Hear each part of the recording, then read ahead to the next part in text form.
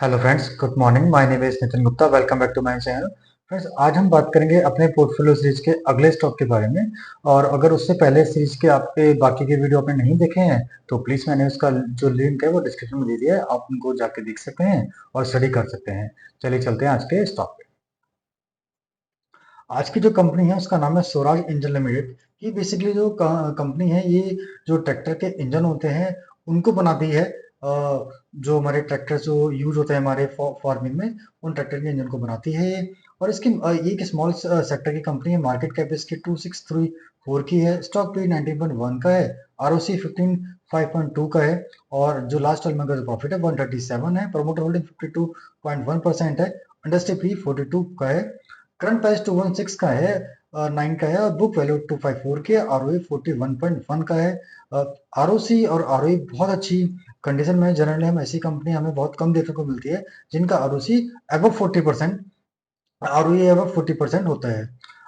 जो pricing percentage कोई है नहीं। हाई प्राइस ऑल टाइम 2650 का है। लास्ट 52 वीक का लो का जो उनका 1513 का है। और जो हाई बनाया था ना 2650 का बनाया था। कंपनी डिविडेंड बहुत अच्छा देती है। 4.25% इनका डिविडेंड है। फेस वैल्यू इनकी 10 है। डेट इक्विटी कुछ नहीं है। तो कंपनी के अंदर जो पॉजिटिव चीजें हैं, पहले तो ये देखिए, ना तो प्रेजेंट परसेंटेज कोई है और ना ही डेट, बिल्कुल भी डेट नहीं है। और तीसरी चीज, कंपनी डेट बहुत अच्छा और डिविडेंड बहुत अच्छा पे करती है। अब इनके चलते हैं क्वार्टर रिजल्ट पे। लास्ट दिसंबर में जो इनकी सेल हुई थी 279 करोड़ की सेल हुई थी, जो बढ़कर अभी 280 करोड़ की आई थी। जस्ट फ्लैट ही कहेंगे इसको। जो प्रॉफिट था वो 23 करोड़ से बढ़कर 24 हो गया था। सेल थोड़ी सी कम हुई और प्रॉफिट भी फ्लैट ही रहा। उससे पहले अगर सितंबर का क्वार्टर देखोगे तो 385 का था।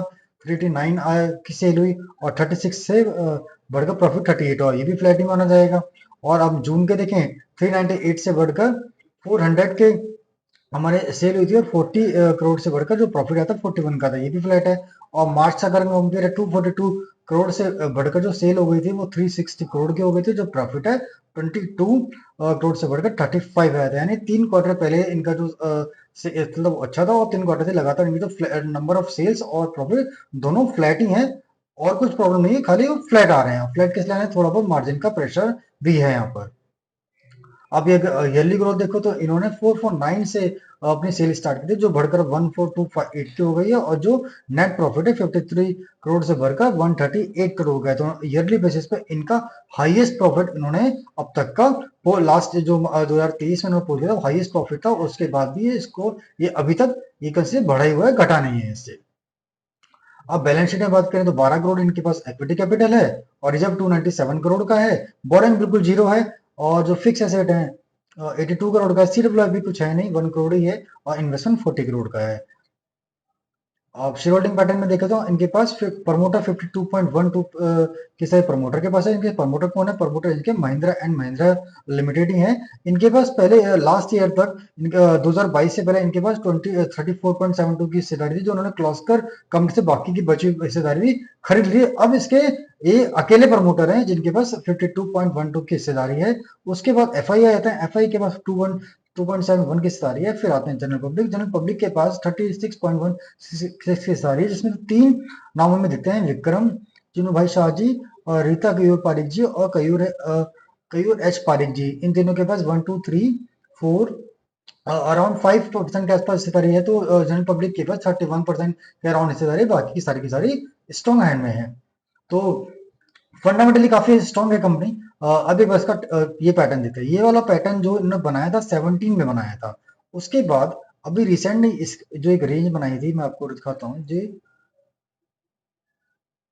ये इसको हम कवरेज हैंडल पैटर्न का भी बोल सकते हैं और रिवर्स हैंडल पैटर्न भी बोल सकते हैं। दोनों ही केस में जो हमारा तरीका होता है टारगेट मेजर करने का सेम ही रहता है। ये देखिए, इसका ब्रेकआउट भी इन्हें दिया था और एक कंफर्म भी हुआ था। फिर थोड़ा सा स्टॉक में प्रेशर आया। आई थिंक जो रिजल्ट आए थे दिसंबर में, उसका जो फ्लैट है तो उसके से प्रेशर आया। और ओवरऑल मार्केट कुछ दिनों से थोड़ा प्रेशर में भी है। तो वापस से इसी रेंज में टेस्ट कर रहा है। मगर आप ये देखोगे, जब 17 में जब इनके फंडामेंटल क्या थे,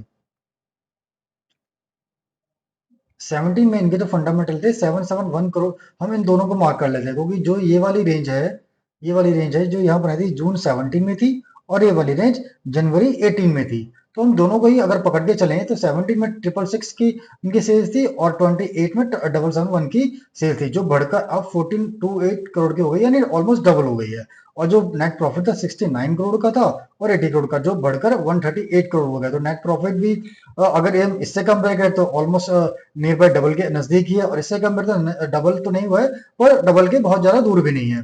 तो हम जब इस तरह के हमारे को फंडामेंटल नजर आते हैं ना, और इतना लॉन्ग टर्म ब्रेकआउट होता है, तो वो स्टॉक क्या कहते हैं, जनरली जब तक टारगेट टेक्निकल अचीव नहीं होता उससे पहले रुकते नहीं है। तो यहाँ से अगर आप देखो तो ये पूरा का पूरा 62% की हमें यहाँ पे पोटेंशियल नजर आता है, किसी भी तरह की कोई दिक्कत नहीं आती है। अब इसमें एक बार नेगेटिव पॉजिटिव पॉइंट की बात कर लेते हैं। नेगेटिव पॉजिटिव पॉइंट इसके क्या है कि इनका आरओसी आरओई इनका अच्छा है, इन्होंने अच्छा हमेशा रिटर्न बना के दिया है। दूसरा, प्लेजिंग परसेंट कोई है नहीं, और डेट टू इक्विटी भी कुछ नहीं है। तीसरा, डिविडेंड कंपनी अच्छा पे करती है। चौथा, कि एक बहुत बड़ी जो रेंज थी 5 साल पहले की, उसको 5-6 साल पहले की जो रेंज थी उसको ब्रेकआउट किया इन्होंने, बिल्कुल कंफर्म किया, थोड़ा सा इसको रेंज को रीटेस्ट किया। जनरली जब ऐसे रीटेस्ट करता है वो और ज्यादा हमारी कन्विक्शन स्ट्रांग हो जाती है कि अपने टारगेट टारगेट के ये लोग अचीव करेंगे ही करेंगे।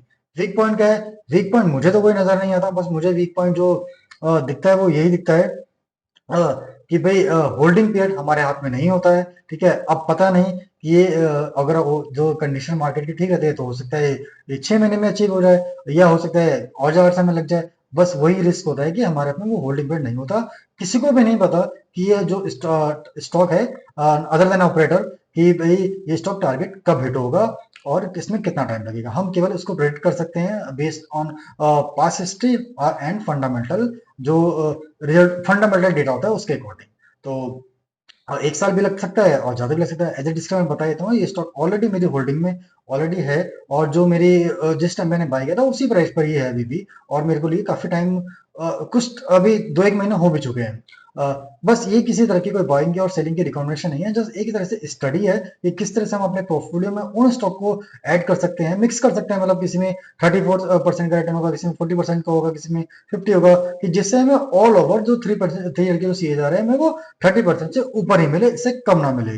ठीक है, जिससे हम अपना 3 साल में पैसा आसानी से डबल कर पाए, यही मेरा मोटो होता है। और यही चीज को ध्यान में रखते हुए मैं अपने स्टॉक सेलेक्ट करता हूँ, और उसको एक वीडियो के रूप में मैं एक स्टडी आपके साथ भी करता हूँ। ठीक है, अगर आपको मेरी वीडियो पसंद आता है तो प्लीज लाइक कीजिए, सब्सक्राइब कीजिए, और कोई सजेशन हो तो प्लीज कमेंट में दीजिए। आज के लिए इतना ही। धन्यवाद। जय हिंद।